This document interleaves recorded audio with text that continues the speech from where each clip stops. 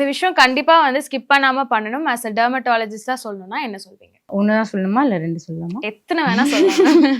Okay, so basically வந்துட்டு washing your face twice a day. கண்டிப்பாக morning and night definite. அதே மாதிரி moisturiser, இப்போது ட்ரை ஸ்கின்னாக இருக்குன்னா கண்டிப்பாக 2 டைம்ஸ் போடுங்க மாய்ஸ்சரைசர். ஆயிலி காம்பினேஷன் ஸ்கின்னா உங்கள் ஸ்கின் எப்படி பிஹேவ் பண்ணதோ அதை பேஸ் பண்ணி you can decide. But night டைமில் கண்டிப்பாக ஸ்கிப் பண்ணக்கூடாது. அண்ட் கண்டிப்பாக யோர் சன்ஸ்க்ரீன்.